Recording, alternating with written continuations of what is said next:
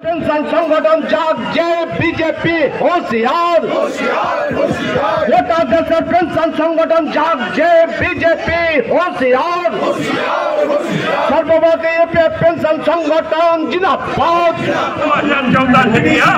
अप्रैल मई जून जुलाई अगस्त के पैसे गवर्नमेंट ने भाजपा गवर्नमेंट ने खाए और इस वजह से नए साल इसी जगह हमने बोला था पेंशन बढ़ाओ नहीं तो हम हमारे खिलाफ वोटिंग करेंगे। हमने खिलाफ। नमस्कार, আপনারা দেখছেন আমার ছোট্ট YouTube channel voice of Anirban, সঙ্গে আমি আপনাদের আপনজন অনির্বাণ চৌধুরী। আজকে একটি নতুন এপিসোড নিয়ে আপনাদের কাছে এলাম। এপিসোডটি অত্যন্ত গুরুত্বপূর্ণ। আপনারা নিশ্চয়ই দেখছেন পোস্টারে যে কি বিষয় আজকে আপনাদের কাছে আলোচনা করতে এলাম। তার আগে আপনাদের কাছে ছোট্ট একটা অনুরোধ, যারা এখনো চ্যানেলটাকে সাবস্ক্রাইব করেননি আমার এই ছোট্ট চ্যানেলকে, আপনারা অনুগ্রহ করে চ্যানেলটাকে সাবস্ক্রাইব করে পাশের বেল আইকনটাকে প্রেস করে অল অপশনটাকে সেট করে রাখুন, যাতে আমার প্রত্যেকটা ভিডিওর নোটিফিকেশান আপনাদের কাছে সর্বাগ্রে পৌঁছয়। এই যে স্লোগান শাউটিং এবং জমায়েত দেখছিলেন, এটা হচ্ছে দিল্লির পার্লামেন্ট হাউস স্ট্রিটে। এটা সংগঠিত করেছেন সর্বভারতীয় ইপিএস পেনশনার্স অ্যাসোসিয়েশন। সারা দেশ থেকে হাজারের ওপর মানুষ তারা এই সমাবেশ ধর্ণা অবস্থানে যোগ দিয়েছেন এই সর্বভারতীয় ইপিএস পেনশনার্স অ্যাসোসিয়েশনের আমাদের পশ্চিমবঙ্গ রাজ্য শাখা, পশ্চিমবঙ্গ পেনশনার্স ওয়েলফেয়ার সমিতির সদস্যরাও।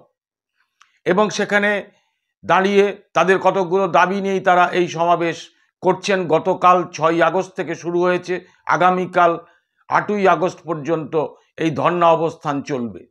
তাদের দাবিগুলো অত্যন্ত সঙ্গত। প্রথম দাবি, ন্যূনতম ইপিএস পেনশন 9,000 টাকা তৎসহ ডিএ যুক্ত করতে হবে। অবিলম্বে 3,000 টাকা পেনশন দেওয়ার প্রতিশ্রুতি পালন করতে হবে। বিনা খরচে বয়স্কদের হাসপাতালে চিকিৎসার ব্যবস্থা করতে হবে।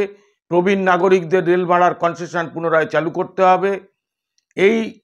এবং পাশাপাশি হচ্ছে হায়ার পেনশন দ্রুত প্রদান করতে হবে। এই সমস্ত দাবি নিয়ে তারা দিল্লির পার্লামেন্ট হাউস স্ট্রিটে অবস্থান বিক্ষোভ ধর্ণা চালাচ্ছেন। সেখানে আমাদের পশ্চিমবঙ্গের যিনি নেতৃত্ব সাধারণ সম্পাদক, পশ্চিমবঙ্গ পেনশনার্স ওয়েলফেয়ার সমিতির সাধারণ সম্পাদক দীপক রায় চৌধুরী কি বলছেন শুনুন। Of the ruling party, they did nothing, anything. They did nothing against them for their illegal activities. When we have organized democratic movement against the central government or state government for their anti-pupil activities, then police told us program is not possible due to 144 exist. But for the ruling party, no restriction imposed for their program. However, in this tough situation, the movement of our organization is to be continued, like as deputation in front of regional PF office in the district level and sit in demonstration in front of Shialda railway station, and other program also continue. In the last 10 years, central government has taken away the right benefit which earned by the pensioner and senior citizen through their struggle. শুনলেন দীপক রায় চৌধুরীর বক্তব্য। তিনি এ রাজ্যের সাধারণ সম্পাদক।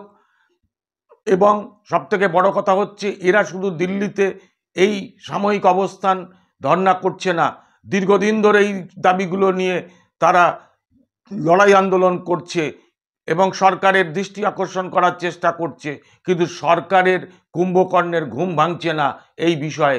তার জন্য তারা পথে নামতে বাধ্য হয়েছে এবং এই ব্যাপারে সারা দেশ জুড়ে প্রচার করেছে, দেওয়াল লিখন হয়েছে, তারা মাইকিং করেছে, ছোট ছোট সভা সমিতি করেছে এবং শেষ পর্যন্ত দিল্লিতে গিয়ে তারা গতকাল 6ই আগস্ট থেকে আগামীকাল 8ই আগস্ট পর্যন্ত ধর্ণা কর্মসূচি পালন করছে। এবং সবথেকে বড় কথা হচ্ছে, তাদের এই আন্দোলন শুধু পার্লামেন্ট হাউস স্ট্রিটেই সীমাবদ্ধ নেই। তাদের দাবিগুলির প্রতি সলিডারিটি জানিয়ে সরকারের দৃষ্টি আকর্ষণ করে অবিলম্বে সেই দাবি পূরণের জন্য মহারাষ্ট্রের কোলাপুর থেকে নির্বাচিত কংগ্রেস সাংসদ শাহাজি ছত্রপতি তিনি সোচ্চারে দাবি তুলেছেন পার্লামেন্টে দাঁড়িয়ে। শুনুন তিনি কি বলেছেন। सदस्य श्री छत्रपति साहू जी,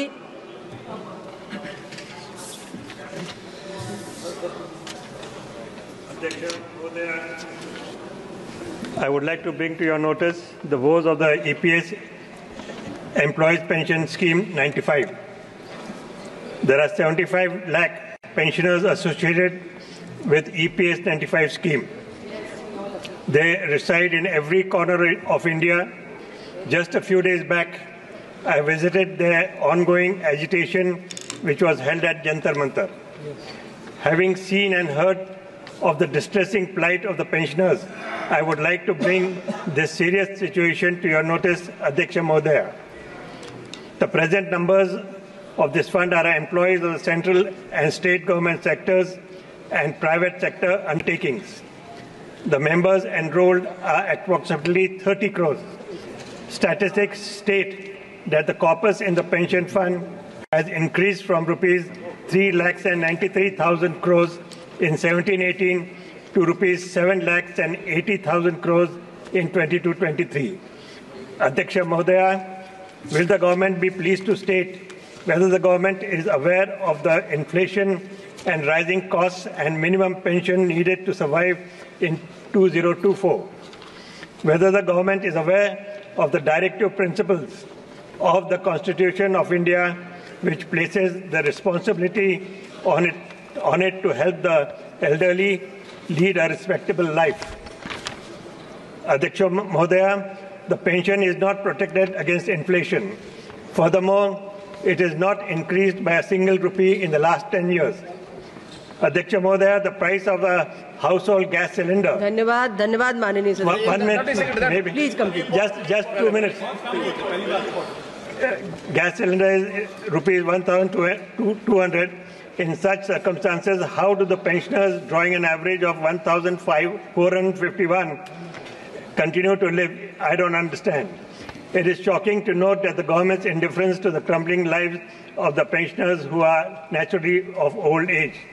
The Article 41 of the Constitution provides for old age pension schemes and therefore not only covers the elderly pensioners but the sick and the disabled as well.